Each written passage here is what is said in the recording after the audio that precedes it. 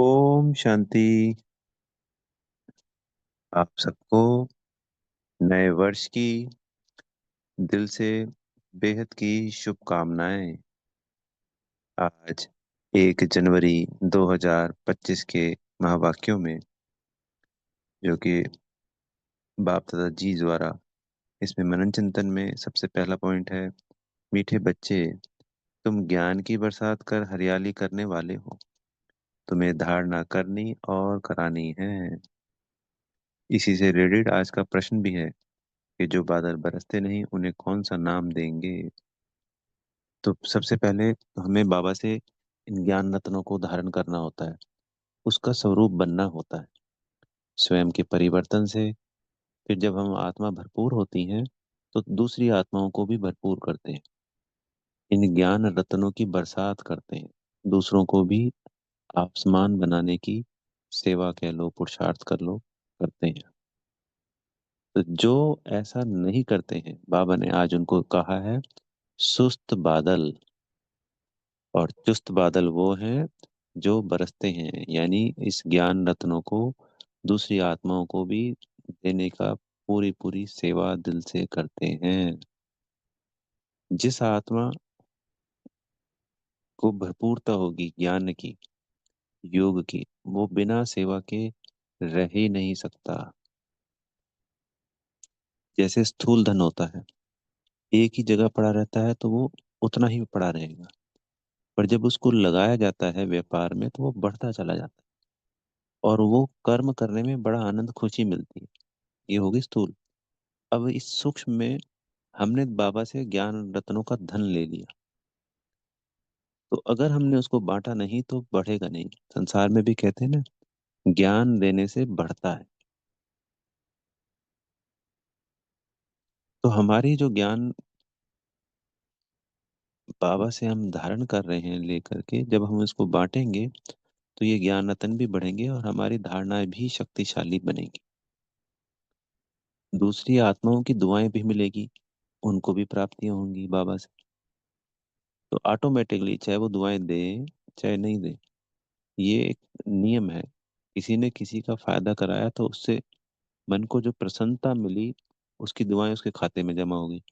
और किसी को भी दुख दिलवा दिया जाने अनजाने, तो उसके दिल से जो दुख उत्पन्न हुआ वो बद्दुआ हो गई। सिंपल। बाबा ने आज एग्जाम्पल दिया कि वो गरीब होंगे जो बरसते नहीं, उनका पेट पीठ से लगा होगा। जो गरीब होते हैं उनको खाने को भरपेट नहीं मिलता है, उनका पेट अंदर होता है। जो सेठ साहूकार होते हैं उनका पेट बाहर होता है, वो रईस होते हैं। लग जाता है कि ये तो सेठ है।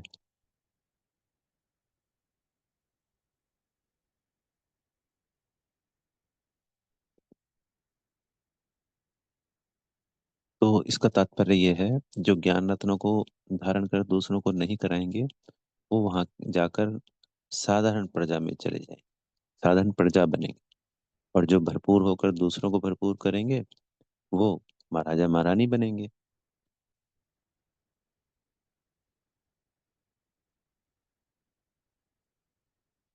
फिर आज दूसरा प्रश्न उत्तर था कि याद की यात्रा में कौन सी मुख्य मेहनत है। सभी जानते हैं, अपने को आत्मा समझ, बाबा बिंदु को याद करना। ये अगर सब्जेक्ट सबसे आसान होता तो सब तरने का तात्पर्य है महाराजा महारानी, क्योंकि बाबा हमेशा हर बच्चे को एक ही लक्ष्य देते हैं। तो हमेशा कहते हैं ये राजयोग है, प्रजा योग नहीं है, क्योंकि उसी से सर्व प्राप्तियां हैं। उसी से पुरुषोत्तम संगम युग पे अतीन्द्रिय सुख की प्राप्ति है, 63 जन्मों के विकर्म विनाश होने, सब कुछ उस याद में समाया हुआ है। अपने को आत्मा समझ उस परमात्मा को याद करना। फिर बाबा ने आज इस एग्जाम्पल को, जो बरसते हैं, तो ज्ञान सागर किसको कहा जाता है? बाबा को कहा जाता है। तो उस संसार वाले सागर से भी बादल भरते हैं। हम बच्चे हो गए बादल, ज्ञान सागर हो गए हमारे बाबा। हम भरपूर हो रहे हैं। बाबा से हम ज्ञान रत्नों को खींच रहे हैं, जैसे वो बादल भरपूर होते हैं उस जल से। जब सागर का जल वाष्पित होकर इकट्ठा होता है, तो कुछ बादल बरसते हैं और कुछ नहीं बरसते हैं, खाली रह जाते हैं। ऐसे ही हमें खूब जोर से बरसना है। संसार की आत्माएं वर्षा होती है, खुश होते हैं ना, फसल अच्छी होगी, चारों तरफ हरियाली आएगी, खुशियां होती हैं। बारिश में कितना आनंद लेते हैं नहाने का, खुशियों से। तो ये ज्ञान बरसात भी जब हम बच्चे करेंगे, तो दूसरी आत्माएं भी खुश होंगी, चारों तरफ हरियाली आएगी, सुख की, शांति की, प्रेम की। और ज्ञान जीवन को आसान बनाता है,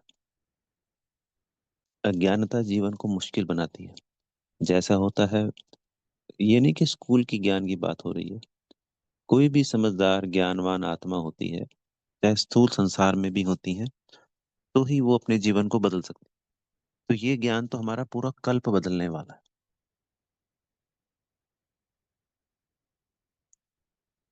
जो प्राप्तियां हमको होती हैं, वो कोई द्वापर और कलयुग की आत्माओं को थोड़ी होती है। तो उसका आधार क्या हुआ?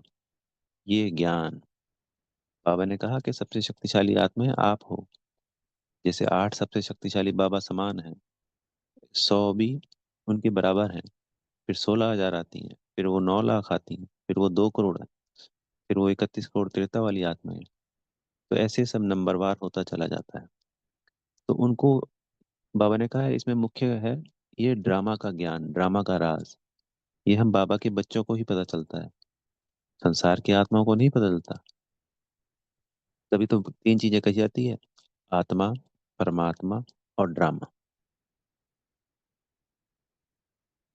तो आत्मा परमात्मा के ज्ञान के साथ ये ड्रामा का ज्ञान हमको शक्तिशाली बनाता है।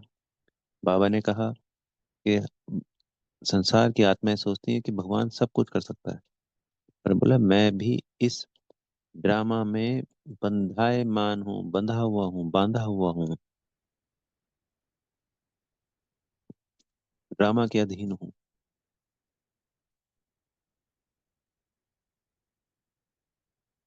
तो हमें ड्रामा का भी धन्यवाद करना होता है। जैसे बाबा का धन्यवाद करते हैं ना दिल से, जैसे ड्रामा का भी करना है। जैसे बाबा कल्याणकारी, वैसे ड्रामा भी कल्याणकारी। तो वह ड्रामा वाह भी करना होता है। तभी तो बाबा बोलते हैं ना कि वाह मैं वाह, और वाह बाबा वाह, और वाह ड्रामा वाह।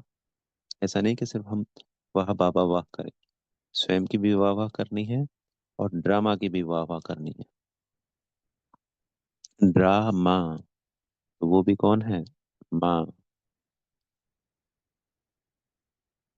क्योंकि वो ड्रामा के अंडर हैं, हम अंदर हैं। स्वयं परमात्मा कहते हैं कि मैं उसमें बांधा हुआ हूँ।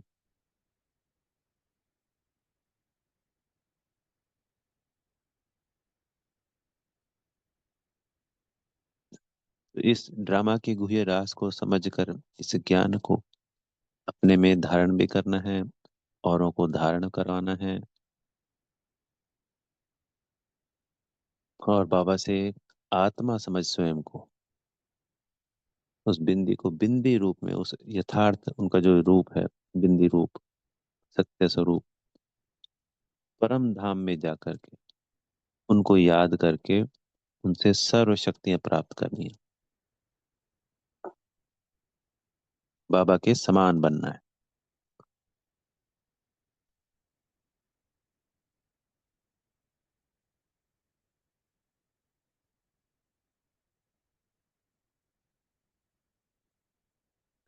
क्योंकि बाबा रोज की मुरली में कहते हैं कि उनसे जो सबसे बड़ी भूल हुई, कई भूलें हुई, उसमें एक ये भी भूल कर दी कि ड्रामा की आयु लाखों वर्ष कर दी। अगर ये 5,000 वर्ष का नॉलेज हो जाए, तो फिर जैसे आत्मा का ज्ञान, परमात्मा का ज्ञान और ड्रामा का ज्ञान, ये एक्यूरेट हो जाए तो इतने दुख नहीं आए। यहाँ तक कि देखिए, सबसे बड़ी भूल साइंस ने भी, कोई साइंटिफिक मिस्टेक है, बाबा के बच्चों के द्वारा प्रूव किया गया है, तो जिसके कारण वो इस ड्रामा की हर बात को अरबों करोड़ों वर्ष पे ले जाते हैं। वो कैलकुलेशन ही तो करते हैं ना। तो कैलकुलेशन मेथड में इस तरह की कुछ मिस्टेक्स हैं, इसकी वजह से वो कैलकुलेशन लाखों करोड़ों वर्ष पे चली जाती है। और हमारे शास्त्रों ने भी ये लाखों करोड़ों वर्ष की बात कर दी कि ये ड्रामा तो फिक्स है 5,000 वर्ष का। ये हम सभी जानते हैं। अंत समय तक वो भी क्लियर होगा, ये साइंटिस्ट भी मानेंगे कि ये ड्रामा सिर्फ 5,000 वर्ष का ही है।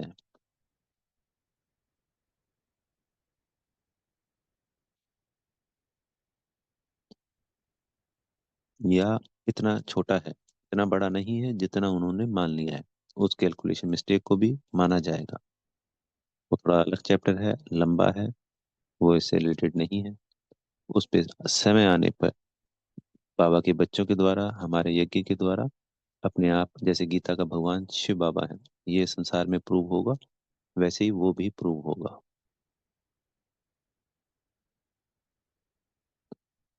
बाकी का बाबा ने आज कहा कि अपने घर शांति धाम स्वीट होम को भी याद करना है।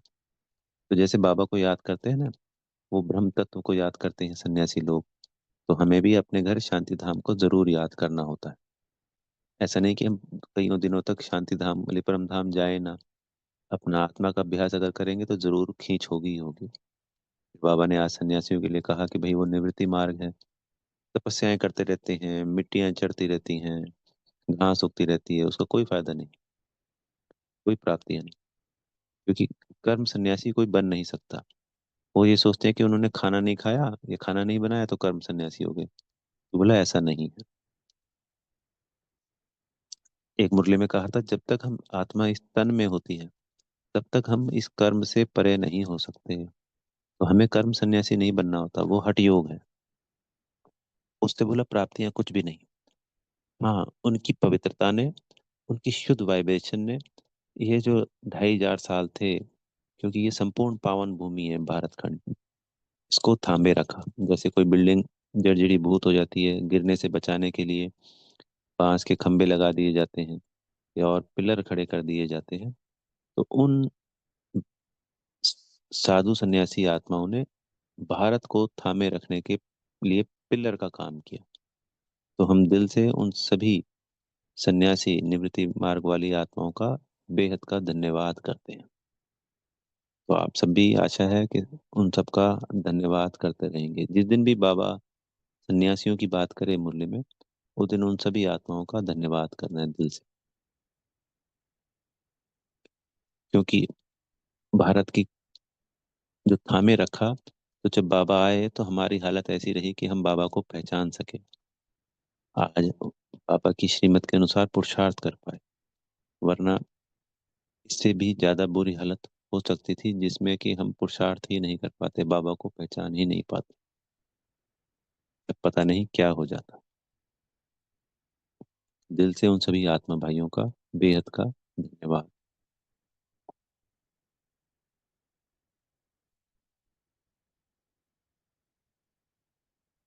फिर आज बाबा ने हमें वरदान में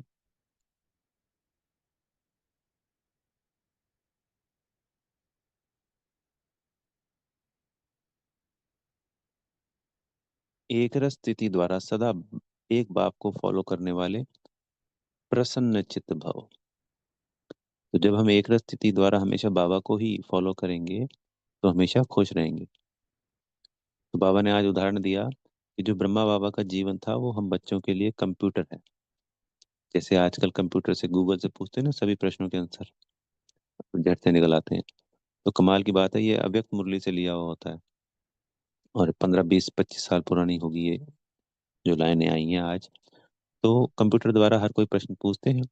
ऐसे ही जब भी कोई मन में प्रश्न उठता है तो हमें वो हमारे अलौकिक माता पिता को, ब्रह्मा माँ शिव बाबा को सौंप देना है कि इस स्थिति में बाबा क्या करते हैं, आप क्या करते हैं, या मुझे क्या करना चाहिए, आप मेरा मार्गदर्शन करें। यह मैं प्रश्न आपको सौंपता हूँ। तो फिर हमको टचिंग होएगी हमारे अलौकिक माता पिता से।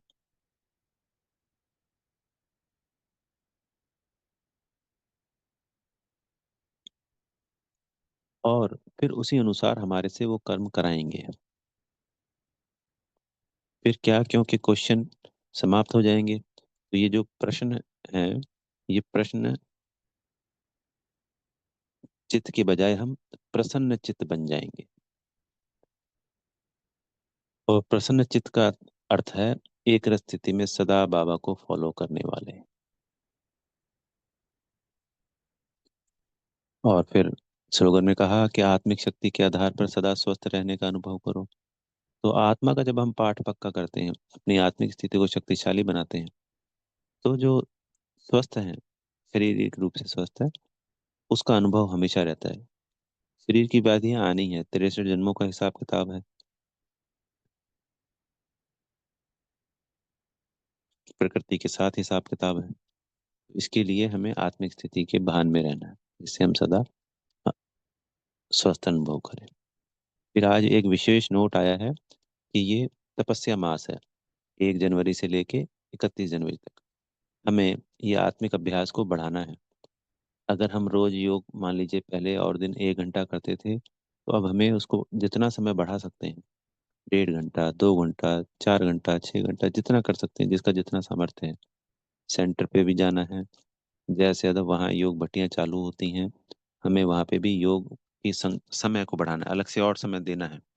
पूरा जनवरी मास ये समझ लीजिए बोनस का मास है। जो 11 महीने प्राप्तियां होती हैं वो हम इस 1 महीने में कर सकते हैं। जैसे मधुबन जाते हैं तो उन 5 दिनों में अनंत प्राप्तियां होती हैं, ऐसे ही इस 1 महीने में हम अनंत प्राप्तियां कर सकते हैं। क्योंकि जो रूटीन की प्राप्ति है, मान लीजिए रोज हम जो 1 घंटा योग करते थे, तो अब इस वक्त जो करेंगे 1 घंटा योग, तो उसकी प्राप्तियां कई गुना बढ़ जाएंगी। इस अव्यक्त मास में हमारे को विशेष मदद भी मिलती है माता पिता से, हमारे अलौकिक माता पिता से, योग में रहने की।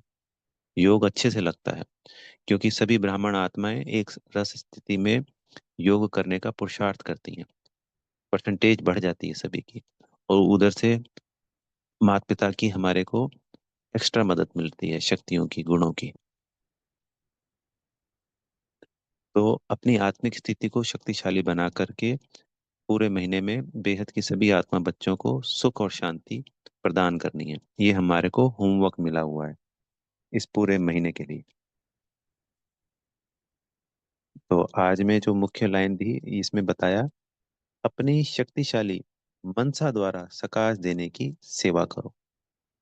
तो जितनी हम आत्मिक स्थिति में स्थित रहेंगे, उतनी हमारी शक्तिशाली स्थिति रहेगी, और हमारे से दूसरी आत्माएं भी सुख, शांति और शक्तियों की अनुभूति करेगी। तो इस पूरे महीने के लिए ढेर सारी शुभकामनाएं सभी आप आत्मा भाइयों को। आप सभी अपनी मनसा को बेहद शक्तिशाली बना माता पिता की मदद से बेहद की सभी आत्मा बच्चों को सर्व गुणों से, सर्व शक्तियों को से भरपूर कर रहे हैं। दिल से आप सबको बेहद की शुभकामनाएं। नए वर्ष की भी बेहद की शुभकामनाएं। पूरा वर्ष मंगलमय हो, सदा एक रस स्थिति में स्थित रहें, सदा मौजों का अनुभव रहें, सदा उड़ती कला में रहें, सभी शुद्ध संकल्प पूरे हों। ओम शांति। बेहद का धन्यवाद मेरे माता पिता, बाप दादाजी का। बेहद का धन्यवाद आप सब आत्मा भाइयों का। ओम शांति।